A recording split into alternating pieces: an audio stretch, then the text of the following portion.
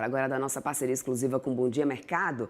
E a gente já conversa aqui com ele, Theo Takar, editor-chefe do BDM Online. Theo, muito bom dia para você. Atualize então o que vem por aí hoje nessa agenda da Rosa Riscala, por ordem de grandeza, se assim a gente pode dizer. Bom dia para você, meu querido. Bom dia, talvez de maior interesse aqui para a gente, né? Enfim, o mercado doméstico está nesse momento aí debruçado sobre a ata do Copom, que saiu agora há pouco, tentando aí encontrar alguma sinalização mais clara se o ciclo de aperto monetário terminou nesse mês, com a Selic atingindo aí 14,75%, ou se será necessário um ajuste adicional em junho. Vale observar que talvez a ata já chegue velha, né? Em função aí da inesperada reviravolta que a gente observou ontem no cenário externo. Copom considerava o cenário externo dentro do seu balanço de riscos como um fator de baixa da inflação ao projetar aí uma desaceleração global mais pronunciada e a redução dos preços das commodities. Agora, com a suspensão por 90 dias daquelas tarifas mais radicais, né, de até 145% dos Estados Unidos sobre produtos da China e de 125% da China sobre os Estados Unidos, isso muda radicalmente as perspectivas dessa guerra comercial e seus efeitos sobre a economia global, reduzindo aí as chances da gente ter uma recessão global. Nesse caso, o dólar continuaria aí a se sustentar como uma moeda forte, inibindo uma trajetória mais benigna da taxa de câmbio aqui no Brasil. E o arrefecimento da atividade doméstica dependeria quase que exclusivamente dos efeitos cumulativos da política monetária do Copom. Vale destacar que também a inflação medida pelo IPCA desacelerou na margem, né, de 0,56% em março para 0,43% em abril, mas ainda causa desconforto, tanto pelo aumento aí no chamado índice de difusão, que está em 61, que subiu de 61 para 67%, como pelas pressões persistentes nos chamados serviços subjacentes. Além disso, a produção industrial de abril, que cresceu 1,3% no mês anterior e superou de longe as estimativas do mercado de 0,3%, mostra que a atividade segue resiliente, apesar da Selic estar aí no seu nível mais elevado em quase 20 anos. Por outro lado, a reancoragem das expectativas continua em ritmo muito lento, com quedas residuais aí nas projeções do IPCA.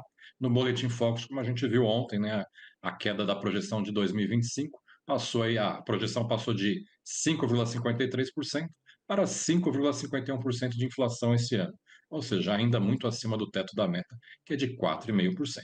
Depois que o comunicado do Copom, que deixou em aberto aí a decisão para junho, o mercado está dividido entre uma manutenção da Selic ou eventualmente um ajuste final de 0,25 ponto percentual, o que levaria a taxa básica para 15% em junho. Possível que a ata agora desempate essa aposta, né? A gente vai ter que aí aguardar para ver qual vai ser a interpretação dos economistas sobre o que o BC está pensando, Débora. Pois é, vamos aguardar, né, para poder ver então o que vai sair dessa leitura também nos economistas. Theo, para além, né, da ata do Copom, a gente também tem a questão dos dados lá dos Estados Unidos de inflação, temos o CPI que está aí também na expectativa, né? E é uma leitura importante esse dado de hoje para poder a gente tentar entender o que pode vir também do Fed, né? Sem dúvida, né? Inflação ao consumidor nos Estados Unidos, aí a expectativa é que ela se mantenha estável em 2,4% em abril, na base de comparação anual, mas ainda muito acima da meta do Fed, que é de 2% ao ano. Porém, quando a gente olha para a margem, ou seja, na comparação com o mês anterior, a expectativa dos economistas ouvidos pela Bloomberg é de uma alta de 0,3% em abril em relação a março, com o CPI aí se recuperando da queda de 0,1% que foi registrada no mês anterior. Essa alta da inflação americana deve refletir principalmente os recentes aumentos nas tarifas de produtos importados, né? O dado aí que sai às 9h30 da manhã pelo horário de Brasília ainda causa preocupação mesmo após o acordo anunciado ontem entre Estados Unidos e China, que afasta o risco de uma recessão, mas certamente ainda terá impactos sobre a economia. E ontem, inclusive, um dos membros do Fed, o Alston Goolsbee, alertou que, apesar da redução das tarifas, as incertezas em torno da política comercial, melhor dizendo, de Donald Trump, ainda representam um risco de inflação e de desaceleração do crescimento econômico, Débora. Pois é, talvez por isso, por essa razão, a gente tem um mercado também tão ansioso para as próximas falas do Jerome Powell, que estão previstas para acontecer essa semana, né, Theo? Ver se ele traz ali nas entrelinhas, alguma sinalização, né? a luz no fim do túnel, né? Enfim, sem dúvida o investidor quer ouvir o Powell, que tem a dizer essa semana, que vai ser inclusive a sua primeira fala após esse acordo entre China e Estados Unidos, né? Se o Banco Central americano já estava sem pressa aí de relaxar a política monetária, antes mesmo de Trump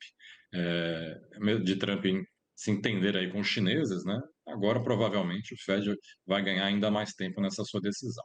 Inclusive o Goldman Sachs já jogou lá para frente de julho para dezembro a sua aposta de quando o BC americano fará o primeiro corte de juros nesse ano.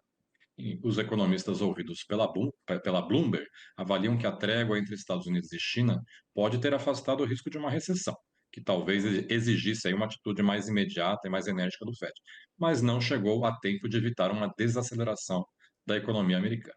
Eles acreditam que os dados do mercado de trabalho já começarão a mostrar impacto dessa desaceleração no final deste mês, enquanto o avanço da inflação deve ficar mais evidente nos relatórios que serão divulgados no mês que vem. Essa combinação de inflação alta com emprego fraco representa aí um desafio para a política monetária do Fed, que precisa atuar justamente com esses dois mandatos, a inflação e emprego. Além disso, essa combinação deve levar a economia americana a crescer significativamente menos este ano do que registrou em 2024.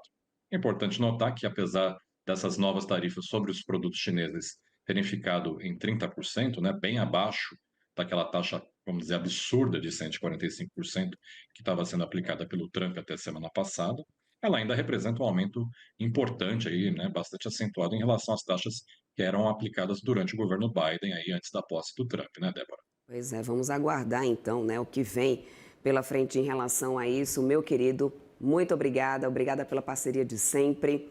Te aguardo aqui amanhã para trazer mais novidades aí dessa agenda do dia. Forte abraço para você e para todo o time do BDM. Obrigado, até amanhã. Tchau, tchau. Até mais.